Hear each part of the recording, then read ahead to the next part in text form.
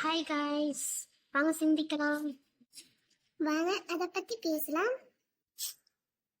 இங்க எதுவுமே நிரந்தரம் கிடையாது. எதுவுமே உங்க கூட வரப்போறது கிடையாது. இந்த நேரம், இந்த நிமிஷம், இந்த செகண்ட் உங்களுடையது. நீங்க ஒவ்வொரு செகண்டும் ஹாப்பியா இருக்கணும். எதை பத்தியும் கவலைப்படக்கூடாது. அது சம்பந்தப்பட்ட ஒரு கதைய நம்ம சாந்தி சொல்லுவாங்க. வாங்க கதைக்குள்ள போலாமா? ஒரு ஊர்ல கணவன் மனைவி 2 பேர் இருந்தாங்க. கணவன் கொஞ்சம் கஞ்சம், மனைவி கொஞ்சம் தாராளமா செலவு பண்றவங்க. இந்த நிலைமையில 2 பேரும் ஒரு நாள் கோயிலுக்கு போலான்னு சொல்லிட்டு போறாங்க.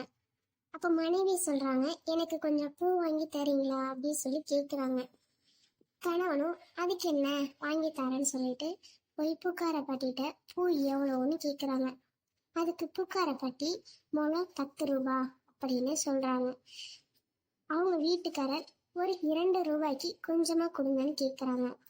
அந்த பூக்கார பாட்டி 2 ரூபாய்க்கு துள்ளுண்டுதான்ப்பா வரும் அப்படின்னு சொல்றாங்க. பரவாயில்ல பாட்டி கொடுங்க அப்படின்னு சொல்றாங்க. சரின்னு அந்த பாட்டிய கொஞ்சம் பூவை தாராங்க. மனைவிக்கு ஒரு மாதிரி சங்கடமா போச்சு. இவரை கட்டிக்கிட்டதுனாலதான் ஒரு 10 ரூபாய்க்கு கூட நமக்கு கணக்கு பாக்குறாங்கன்னு யோசிக்கிறாங்க. அடுத்து அர்ச்சனைக்கு ஜாமான் வாங்க போறாங்க. அங்க 50 ரூபாய் சொல்றாங்க. கணவர் சொல்றாங்க, அடுத்த தடவை வரையில அர்ச்சனை பண்ணிக்கலாம், இப்போதைக்கு காசு கம்மியா இருக்கு, வா சாமியை கும்பிட்டுட்டு நம்ம போகலாம்னு சொல்றாங்க. சரின்னு மனைவியும் கோயிலுக்குள்ள போறாங்க. அங்க போய் சாமியை கும்பிடுறாங்க. அர்ச்சகர் திண்ணு குங்குமம் கொடுக்குறாங்க. அப்போ கணவர் ஆசையா குங்குமம் வச்சுதான் வராங்க. அதுக்கு மனைவி இல்ல நானே வச்சுக்கிறேன் அப்படின்னு சொல்றாங்க. சரின்னு கணவர் விட்டுட்டாங்க. கோயிலுக்கு போனதும் வெளியில வரையில பிச்சைக்காரங்க யாசகம் கேட்கிறாங்க. யாசகம் கேட்கிறவங்கள்ட்ட 1 ரூபாய் காசு இருந்தத அவங்க மனைவிட்ட கொடுத்து கணவர் போட சொல்றாங்க. அவங்க போட்ட உடனே நீ தீர்க்க சுமங்கலியா இருக்கணும் அப்படின்னு சொல்றாங்க. அதுக்கு மனைவி வெளியில வந்ததும் கணவரை பார்த்து திட்டுறாங்க. ஏங்க 10 ரூபாய் காசு எனக்கு செலவு பண்ண யோசிக்கிறீங்க, ஆனா பிச்சைக்காரங்களுக்கு 1 ரூபாய போட சொல்றீங்க, ஏன் இப்படி பண்றீங்கன்னு கேக்குறாங்க. அதுக்கு கணவர் சொல்றாங்க, 10 ரூபாய்க்கு பூ வாங்கினாலும் அது கொஞ்ச நேரத்துல வாடி காஞ்சு போயிடும். ஆனா 1 ரூபாய் அவங்களுக்கு காசு போட்டா அவங்க ஒரு டீயாவது குடிப்பாங்க. அதனாலதான் அவங்களுக்கு நான் 1 ரூபாய் போட சொன்னேன். இதனால எதுவும் குறைஞ்சு போறது கிடையாது. நீ ஏன்னா குங்குமம் வைக்க போறப்ப வேண்டான்னு சொன்ன, எனக்கு மனசு கஷ்டமா போச்சு. நீ வீட்டுக்கு போ, நான் வேலைக்கு போறேன், நைட்டு பேசிக்கலான்ட்டு போறாங்க. மனைவி போகும் வழியெல்லாம் கணவரை திட்டிக்கிட்டே போறாங்க. இவங்களை கல்யாணம் பண்ணிக்கிட்டதுக்கு சும்மா இருக்கலாம் அப்படின்னு சொல்லிட்டு வீட்டுக்கு போய் கொஞ்ச நேரம் கழிச்சு போன் வருது. உங்கள் கணவருக்கு ஆக்சிடென்ட் ஆயிடுச்சு, ஆக்சிடென்ட் ஆன இடத்துல இறந்துட்டாங்க அப்படின்னு சொல்றாங்க. மனைவி அழுதுகிட்டே, என்னங்க நான் ஒரு கோபத்துலதான் சொன்னேன், அதுக்குன்னு என்னை விட்டு போயிடுவீங்களான்னு கத்தி அழுவ ஆரம்பிச்சிட்டாங்க. அந்த கணவரோட உடலை வீட்டுக்கு எடுத்துட்டு வந்துட்டாங்க. அப்பன்னு பார்த்து சித்ரகுப்தனும் யமனும் மேலோகத்திலிருந்து கீழே வராங்க. கணவர்கிட்ட வா நம்ம போகலான்னு சொல்லி கேக்குறாங்க. இல்லையா, நான் என் மனைவி தாராளமா செலவு பண்றதுனால காசு கொஞ்சம் ஒழிச்சு வச்சிருக்கேன், அதை நான் எடுத்து கொடுத்துட்டு வரேன், என் மனைவி கஷ்டப்படக்கூடாதுன்னு கணவர் சொல்றாங்க.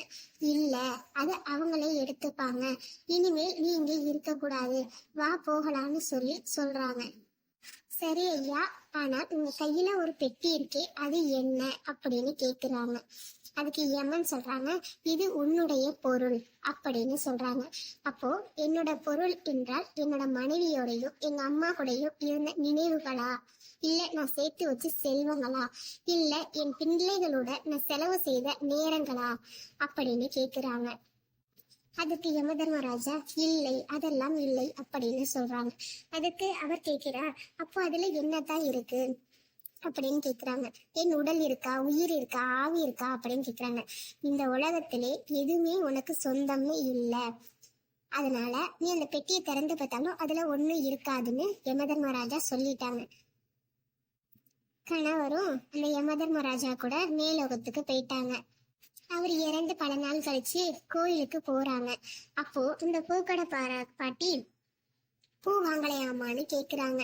இல்ல பாட்டி, என் கணவர் அன்னைக்கே இறந்துட்டாங்க, அதனால நான் பூ வைக்க கூடாது அப்படின்னு சொல்லியிருக்காங்க. கவலைப்படாதம்மா, உன் கணவருக்கு இந்த பூவை போட்டுன்னு ஒரு முளை பூவை கொடுக்குறாங்க. அதுக்கு அந்த அம்மா, ஏன் பாட்டி, அன்னைக்கு நீங்க 10 ரூபாய் சொன்னீங்க, என் கணவர் 2 ரூபாய்க்கு தானே பூ வாங்கினாங்க, எதுக்கு என் வீட்டுக்காருக்கு இப்போ நீங்க 10 ரூபாய்க்கு பூ தரீங்கன்னு கேக்குறாங்க. இல்லம்மா, உன் வீட்டுக்காரர் சொன்னாரு, நான் டெய்லி 2 ரூபாய்க்கு பூ வாங்குறேன் பாட்டி, நான் இருந்தாலும் இல்லைன்னாலும் அதை என் மனைவியிடம் கொடுக்க வேணும், நான் ஊருக்கு போனா என்னால வாங்கி தர முடியாது அப்படின்னு சொன்னாங்க. ஆனா அவங்க இறந்து ரொம்ப நாள் ஆச்சு, அவங்க கொடுத்த காசு என்கிட்ட இருக்குல்ல, அதனால கொடுக்குறேன், இது நீங்க அவங்க போட்டோக்காவது போடுங்கன்னு சொல்றாங்க. சொன்ன நேரத்திலே மனைவி கதறி அழுக ஆரம்பிச்சிடுறாங்க. பிள்ளைகள் சமாதானம் பண்ணி, வாங்காம கோயிலுக்கு போய் சாமி கும்பிடலாம் அப்படின்னு கூப்பிடுறாங்க. உள்ள போனோடனே அர்ச்சகர் திண்ணூரை மட்டும் கொடுக்குறாங்க. அதை பார்த்தோன்னே அந்த அம்மாவுக்கு கண்ணு கலங்கிருச்சு. என்னங்க, என்ன மன்னிச்சிருங்க, அன்னைக்கு ஆசையா எனக்கு குங்குமம் வச்சுட வந்தீங்க, ஆனா அதை நான் தடுத்துட்டேன், ஆனா இன்னைக்கு நீங்க எனக்கு வச்சுடணும் போல இருக்கு அப்படின்னு சொல்லி அழுகுறாங்க. பிள்ளைங்க சமாதானப்படுத்தி, விடுங்க அம்மா, அப்பா நம்ம கூட தான் இருப்பாங்க அப்படின்னு சொல்லி வெளியில அழைச்சிட்டு வராங்க.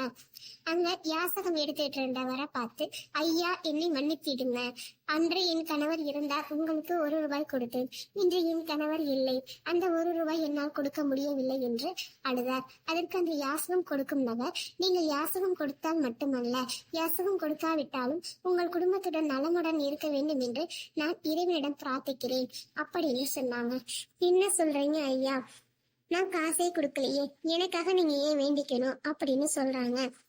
இல்லையம்மா, உங்களுக்கு எது வேண்டுமானாலும் அந்த கடவுளிடம் போய் கேட்கிறீர்கள், கடவுள் கொடுக்கிறார், ஆனால் எனக்கு வேண்டியதை நான் இறைவனிடம் கேட்கிறேன், ஆனால் இறைவன் தூதராகிய உங்களால் எனக்கு உதவி செய்கிறார், அதனால் நீங்கள் நல்லா இருந்தால்தான் நானும் நன்றாக இருப்பேன், அதனால்தான் உங்களுக்காகவும் நான் வேண்டிக் கொள்கிறேன்னு சொன்னாங்க. மனைவி வரும்போது யோசிச்சாங்க, நம்ம கணவர் இருக்கும் போதே நாம் கொஞ்சம் சந்தோஷமாக இருந்திருக்கலாம், அவரை திட்டாமலாவது இருந்திருக்கலாம், அவர் செய்த சிறு சிறு விஷயங்களை ரசித்திருக்கலாம் என்று. இந்த கதையிலிருந்து என்ன தெரியுதுன்னா, ஒருத்தவங்க இருக்கும் போதே அவங்க கூட சந்தோஷமா நேரத்தை செலவிடணும், அதை விட்டுட்டு அதை செய்யல இதை செய்யலன்னு சொல்லி அவங்க மனசை கஷ்டப்படுத்த கூடாது. அவங்க கூட இருக்கிற நேரமே ஒரு கிஃப்ட் தான், அவங்க கொடுக்குற ஒரு பரிசு மட்டுமா கிஃப்ட். அதனால அவங்க எது கொடுத்தாலும் சரி, சந்தோஷத்தை கொடுத்தாலும் சரி, சோகத்தை கொடுத்தாலும் சரி, கஷ்டத்தை கொடுத்தாலும் சரி, நஷ்டத்தை கொடுத்தாலும் சரி, நாம் அந்த நிமிடத்தை மகிழ்ச்சியாக எடுத்துக்கொண்டு செல்ல வேண்டும். எதுவுமே நிரந்தரம் இல்லாத உலகில் எதை நிரந்தரம் என்று இந்த மனது தேடுகிறது. Correct ma'am. இங்க எல்லாருமே எதையுமே நிரந்தரம் இல்லைங்கிறத எப்ப யோசிக்கிறாங்கன்னா, அவங்க இல்லாதப்பதான் யோசிக்கிறாங்க. அவங்களுக்கு பிடிச்ச அம்மாவோ அப்பாவோ கணவரோ பிள்ளைகளோ யாராச்சும் இறந்துட்டாலோ இல்ல விட்டு போயிட்டாலும் இந்த உலகத்துல எதுவுமே நிரந்தரம் இல்லை அப்படிங்கிறத அவங்க யோசிக்கிறாங்க. அப்படி இருக்கக்கூடாது. அவங்க இருக்கும்போது அவங்களையும் சந்தோஷமா வச்சுக்கணும், நம்மளும் சந்தோஷமா இருக்கணும், அவ்வளவுதான். ஏன்னா நம்ம உயிர் போனுச்சுன்னு திருப்பி வராது, இருக்கிற வரைக்கும் சந்தோஷமா இருப்போம். ஓகே, இந்த வீடியோ பிடிச்சிருந்தா லைக் பண்ணுங்க, ஷேர் பண்ணுங்க, சப்ஸ்கிரைப் பண்ணுங்க. ஓகே, பாய் பாய், மறுபடியும் சந்திக்கலாம். ஓகே, பை பை, அடுத்த கதையுடன் தொடருவோம்.